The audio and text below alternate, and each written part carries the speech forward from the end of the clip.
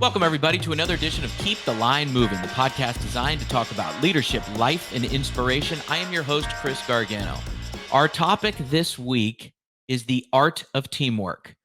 All the nuances needed to truly take care of the person next to you. And no better person than to shed light on this topic and so much more than Chris Carrino, the radio play-by-play voice of the Brooklyn Nets. He's been there since 2002, paired with Tim Capstraw. And Carrino also is one of Compass Media Network's NFL play-by-play broadcasters, and he's paired with a former guest on this podcast, Brian Baldinger. Chris will talk about cultivating those relationships, humility, the life lessons that he has learned throughout his broadcasting career. We also talk about the importance of serving the listener. His stories are absolutely amazing. Speaking of stories, Chris will tell the story of his diagnosis of a disease called FSHD. It's a disease that causes progressive weakening of the muscles.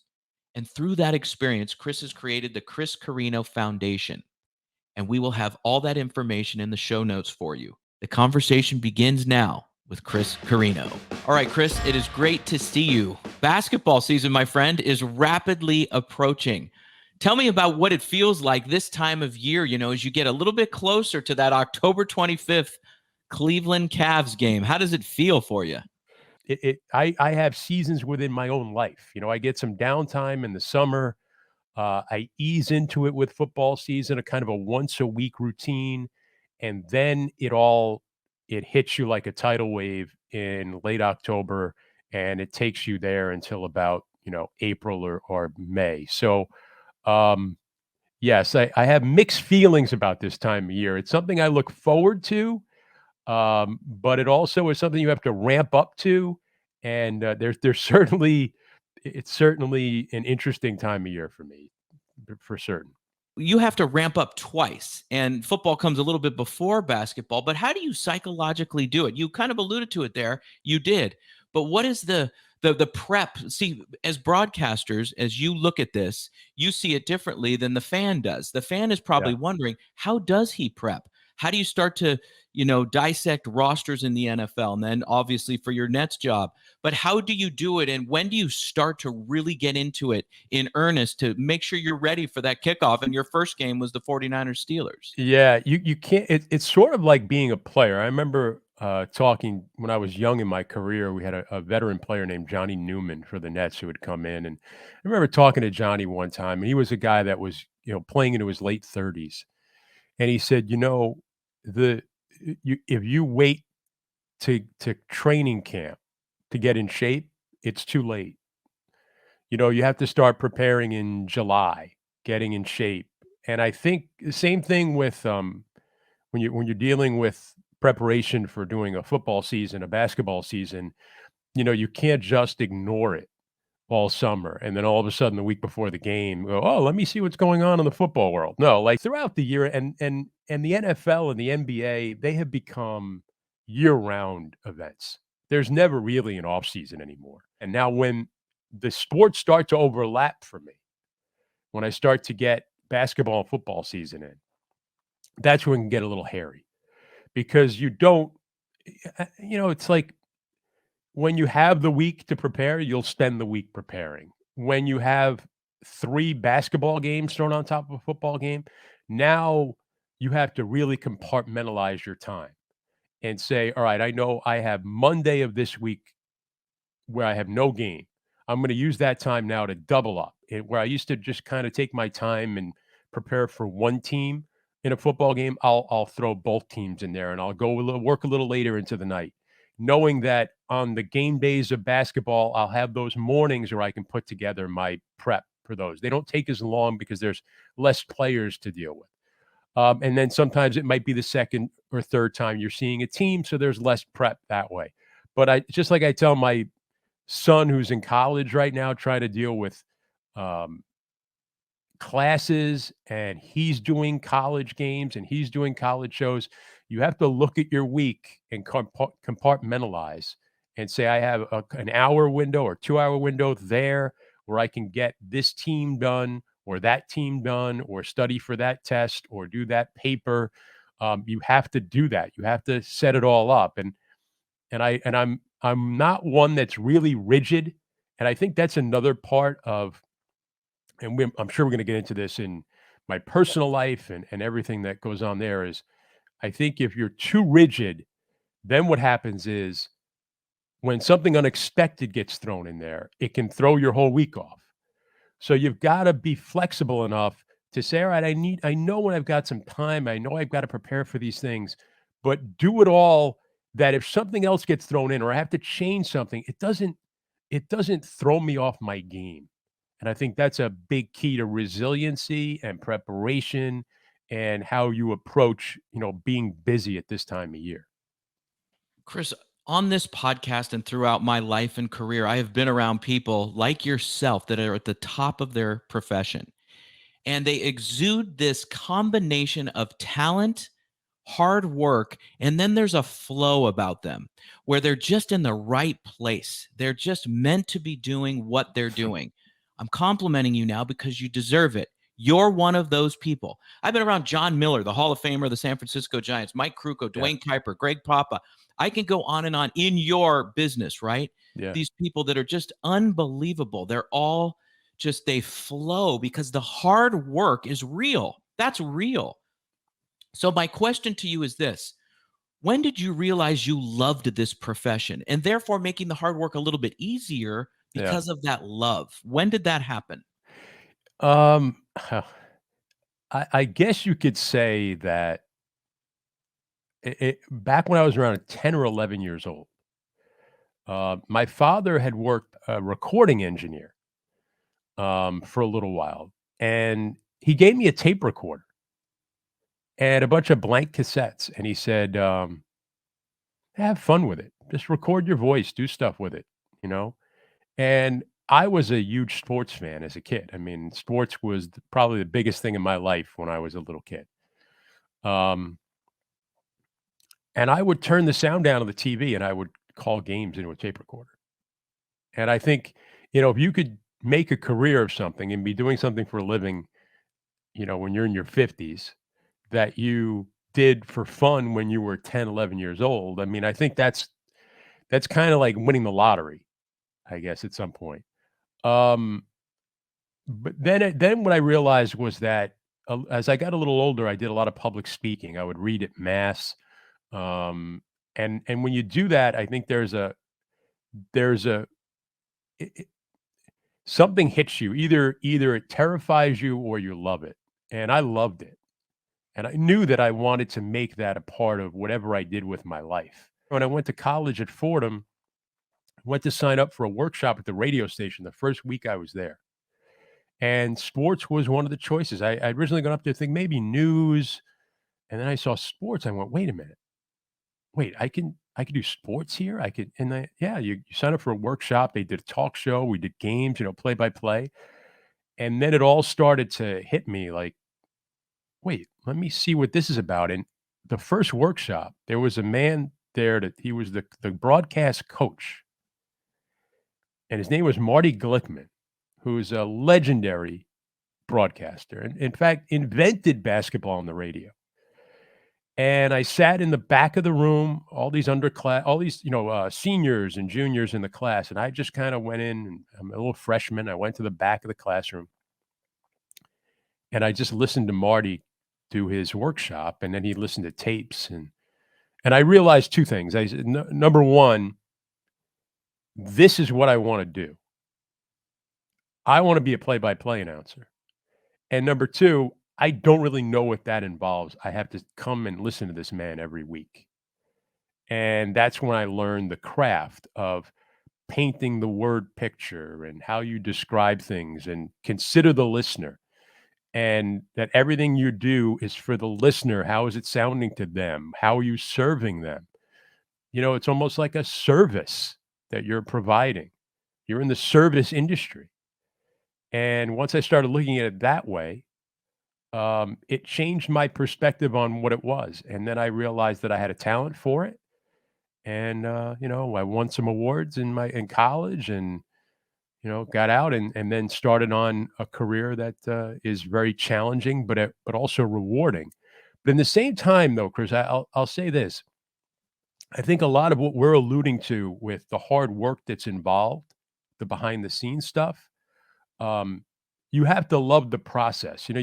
Kobe Bryant always talked about that, right? You have to love the grind. So it's all the same. Whatever you're in, it's all the same. The process is kind of the same, the work you put in, but you want to try and make it so that it's a process that you love. And you said you love it. You've embraced the grind, like Kobe, right? I love that you brought up Kobe and his process Yeah. and how he was as this just monumental hard worker and, the identifier when it comes to that premise with an NBA player. But let's look at this. So I love also what you said, Chris, about being of service to the listener, Hmm. right? So you and Tim Capstraw have the relationship with you have a relationship with the listener, relationship with each other and everyone, but you also have the relationship with the Brooklyn Nets. Describe that and why that has worked since 2002.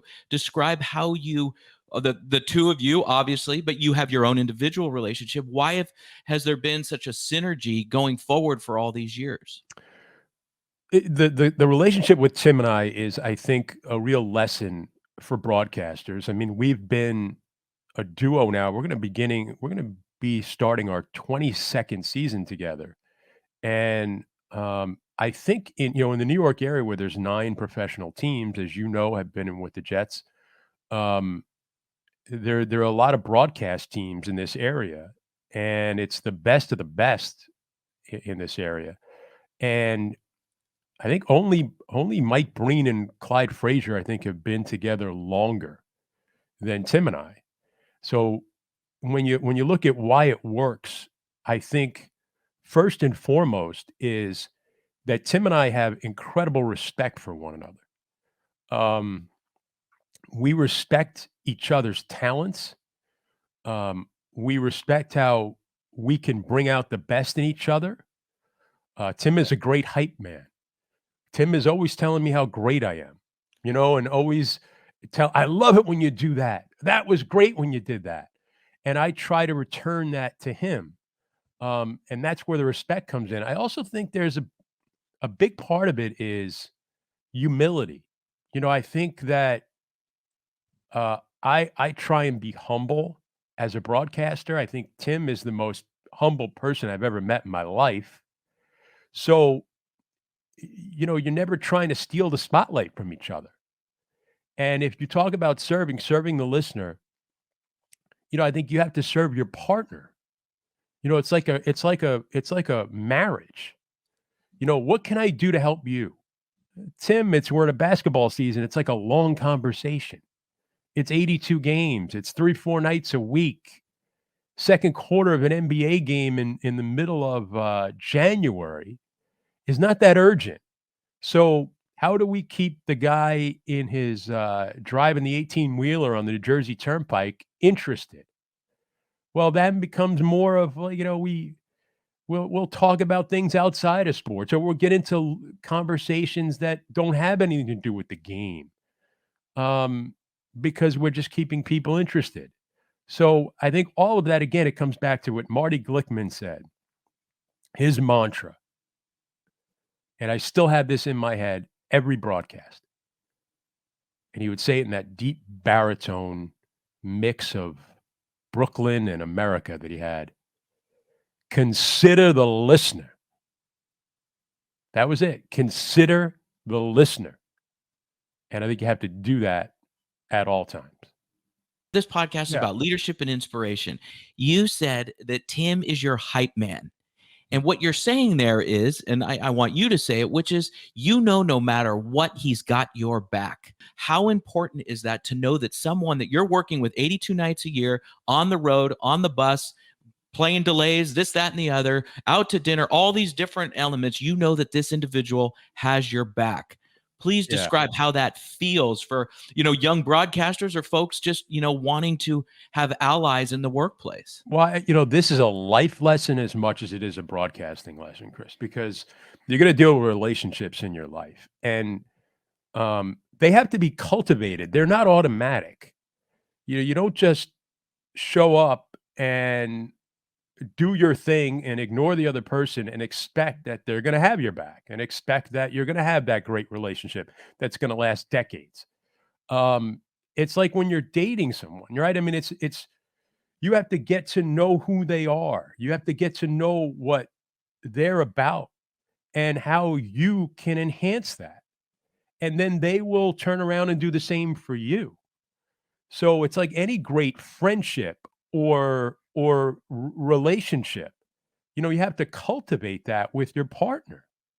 I mean, it's incredibly important. And then all the broadcasting stuff will will take care of itself. You're both talented. You're all there for the reasons of why you were hired, but you have to cultivate that relationship. I'll give you a great example of what you're talking about of having your back and the humility involved in this. Um, One of the best calls I've ever had, and I didn't think it was a great call because I had a cold, but it was 2014 NBA playoffs. We're in Toronto for a game 7 in the first round, Nets Raptors, and the game is coming down to the last seconds, and it's a last possession of game 7.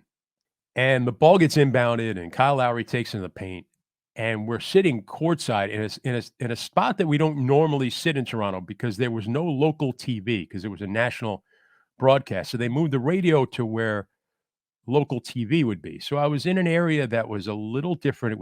It was right on the court. There was a lot of traffic in front of me. Coaches, players, the referees are constantly in my way. Ball comes in, top of the key, Lowry, final seconds. I'm giving a look at the clock. I'm trying to call the play. I know Lowry coming in. Here you go. Game 7 coming down to the last shot. And I see him go to shoot it in the paint. And now I'm blocked. Now I just see the ball come up really short. And I knew it had been deflected, but I wasn't sure who did it. So I'm trying to vamp and I'm just, shot. And immediately my head just goes, it's rejected, rejected, rejected. And I'm trying to buy time to look at, like, if I could see a replay monitor or something, who tipped it. And Tim is frantically scribbling something. And I look at what he's scribbling and he puts Paul Pierce. He knew that he could tell that I didn't see who tipped the ball. And he saw it, and he instead of yelling it out, he didn't want to interrupt my call. He knew it was a big call. He wanted me to know the answer. A lot of guys would have just yelled out, Pierce blocked. It was Pierce. He blocked it. No, he wanted me to say it. And it's still something that people repeat to me, a call that all the time. And I always tell them, Capper saved the call, because I went rejected, rejected. And they say, Paul Pierce with the block shot. And as he always said, that's why they brought him here, that kind of thing. So now the humility that he had to just help me at that moment, know that that's the best for the broadcast. That's what I'm talking about when I talk about humility. And I think that's what you have to constantly work on in your relationships, in your life, in your professional life, in your personal life, is, be there for that other person. Be humble in service to the other person that you're trying to build a relationship with. And at that moment when you need them, they will be there for you. That is the essence and spirit of you, Tim, your relationship, and selfishly what I'm trying to get to listeners at this podcast. That is an unbelievable story of humility and empathy, Chris, to write that name down, Paul Pierce, and not take that is unreal. And the way you tell that story is so valuable. Needless to say, you have a gift that can describe visually. I was on that table with you in Toronto with the traffic of people walking by, your inability to see who actually deflected it, rejection. You took us there. I felt that. That I applaud you, my Well, friend. I that's applaud you. but that's what I've been trying to do since I'm that 10-year-old with a tape recorder. So it's been I've had 4 decades of working on it to perfect it.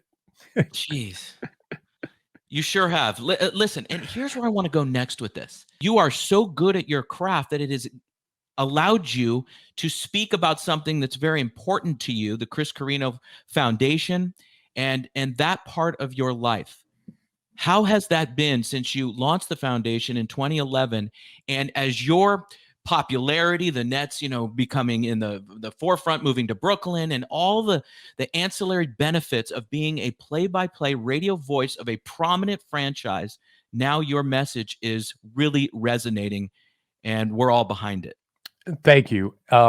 I just as background, you may have introduced me this way, but I have a type of muscular dystrophy called FSHD, facioscapulohumeral dystrophy. It's something you're born with. I didn't know I had it until I was in my 20s. Um, the thing about it, there was no cure, there was no treatment, and I kind of buried my head in the sand for a very long time. Where there did get to be a point in my life, though, where I always thought to myself, if I can make it in this business and make a name for myself, um, that I would come up again and be of service to others.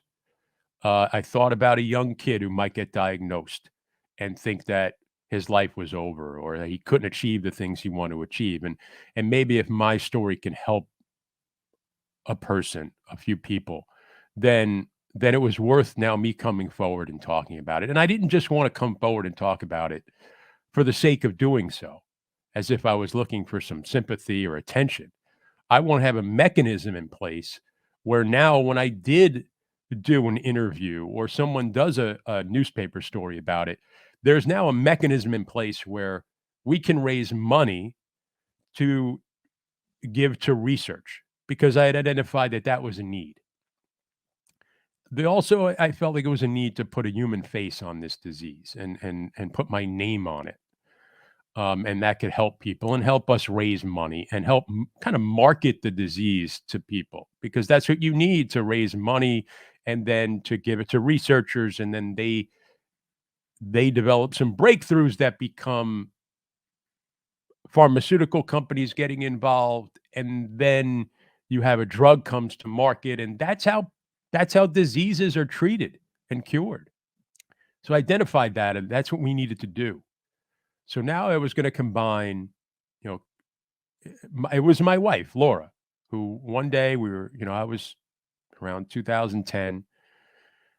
I was still burying my head in the sand, but my condition was getting worse. And she challenged me. She's like, you cannot continue to live like nothing is wrong.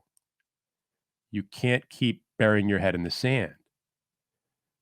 And you have to be open and honest with people about what's happening to you. Acknowledge what's going on with you. And I said, "You know what? I you're right, and it's time, and I gotta look at what's out there." And I kinda knew that there was nothing going on in the space, and, there was no treatment, there was still no cure. You went to a neurologist in 2011, they told you the same thing they told you in 2000, and in 1990, that there's no treatment and cure, go and do what you can do.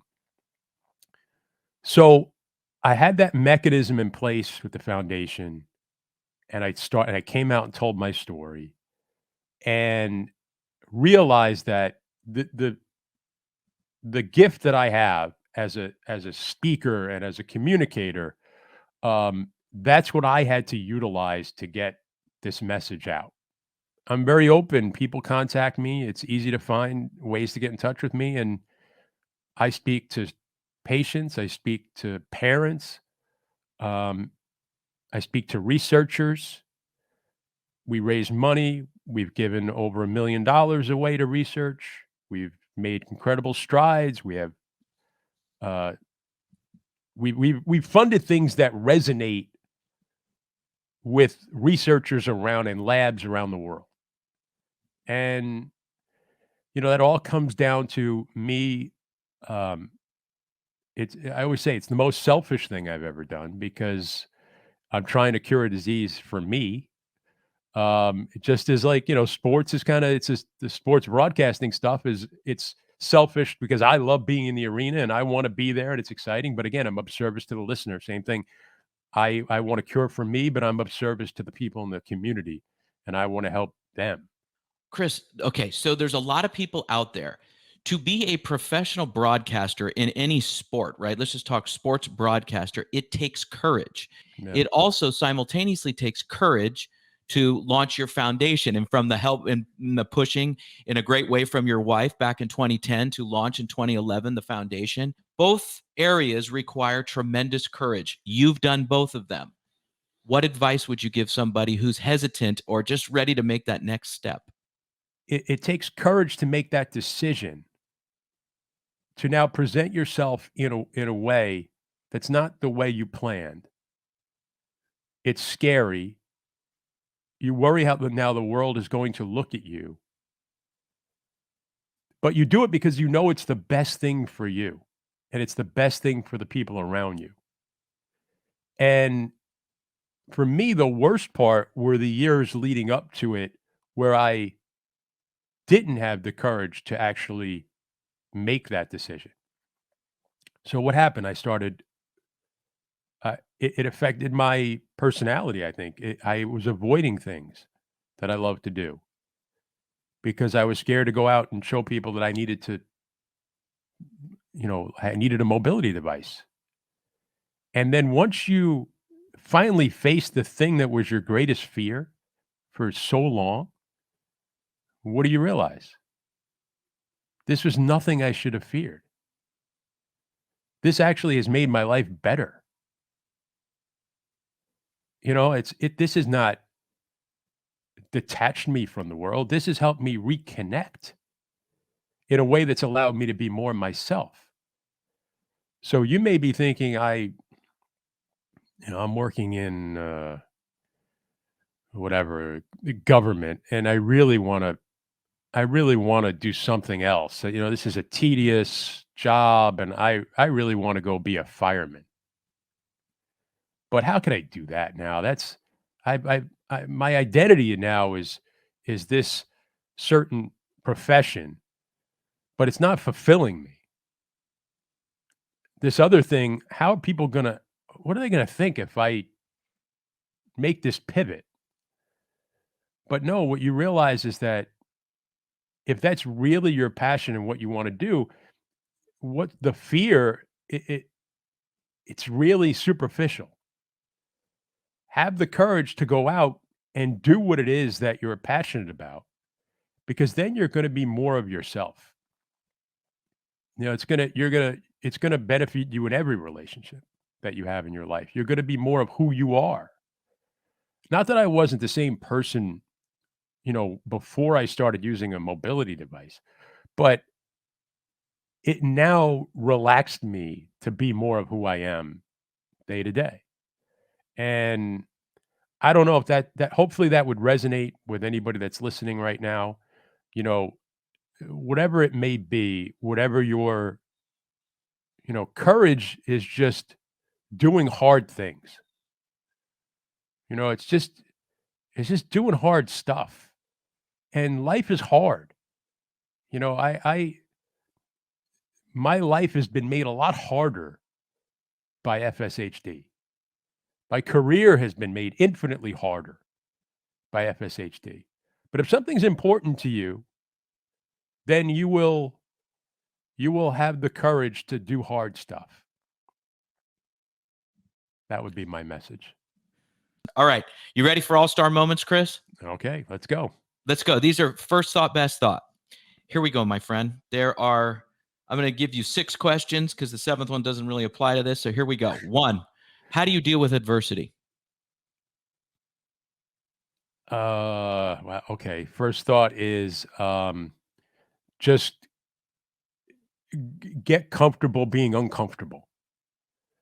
Know that things are not going to always go as planned, and I think that things aren't always going to go the way you may have dreamed about, and that's why I talked about that earlier in the podcast about not being so rigid.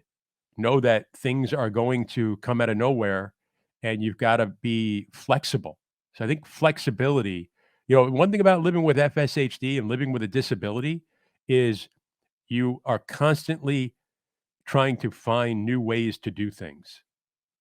And I think that helps you deal with adversity in your life, because adversity to me is just about curveballs being thrown at you.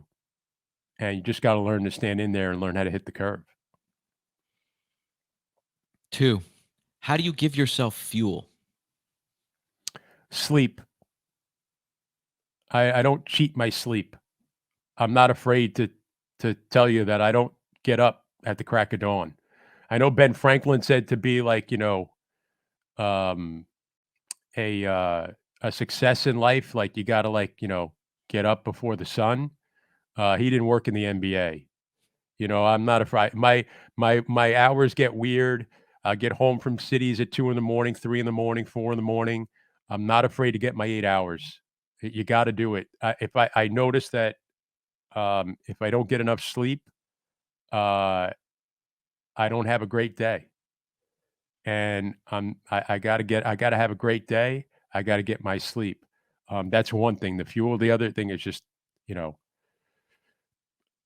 things I love. I mean, just things I'm passionate about. Getting up, listening to music, watching a great movie. All these things. I sometimes lay my head on the pillow and go, um, God, life is great. I get to be creative, and all these creative things that I can do and watch.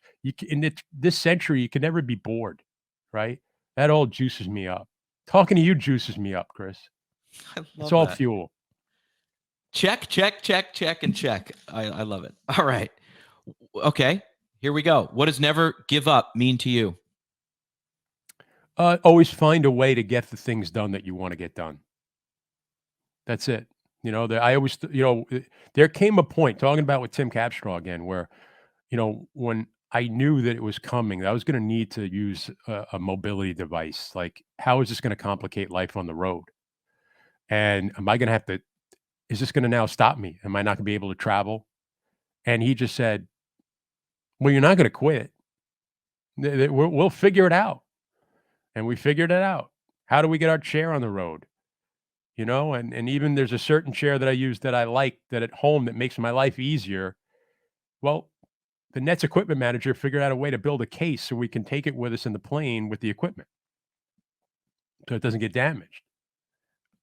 They went out and got a lift at Newark Airport for me to get on the charter.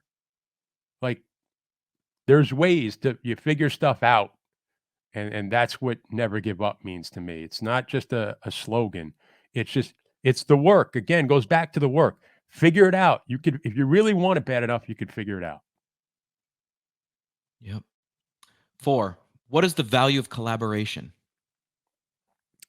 I'm not always the best collaborator. I do a lot. I take on a lot myself. I I don't know. I don't know if that's a control thing or it's just, but working with a partner like Tim, working like a partner with Brian, having a long, marriage with my wife.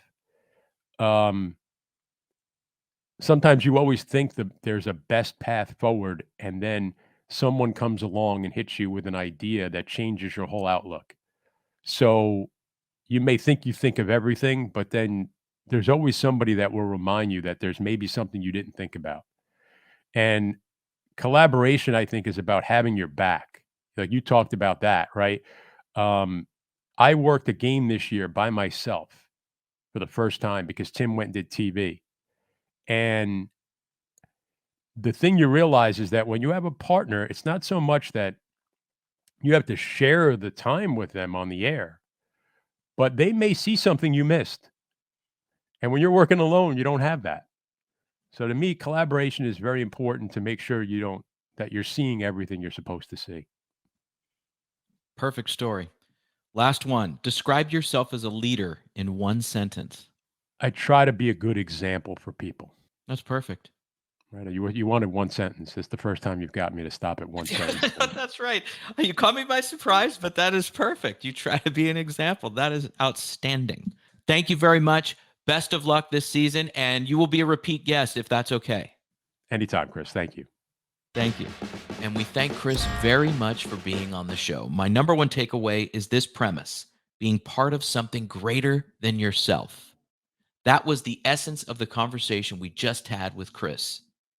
You could see why the NBA gave him the Values of the Game Award in January of this year for his decade of hard work as well as the obstacles he has overcome. You can also see why Tim Capstraw passed Paul Pierce to Chris during that call when he yelled, rejected, rejected. One of the most famous calls in Nets history. That is teamwork. And that is what Chris, Tim, and Chris and Brian Baldinger stand for, as well as the cause behind the Chris Carrino Foundation. What a conversation. Hope you enjoyed it as much as I did.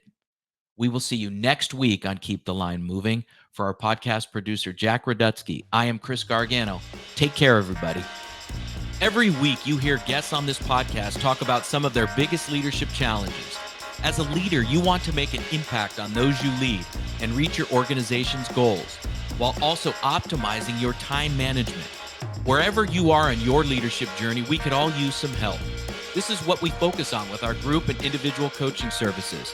To book a call or get more information, email me directly at chrisg@garganoleadership.com or visit our website at garganoleadership.com. For our podcast and video producer, Jack Radutsky, and our marketing coordinator, Savin Narwal, have a great week, everybody.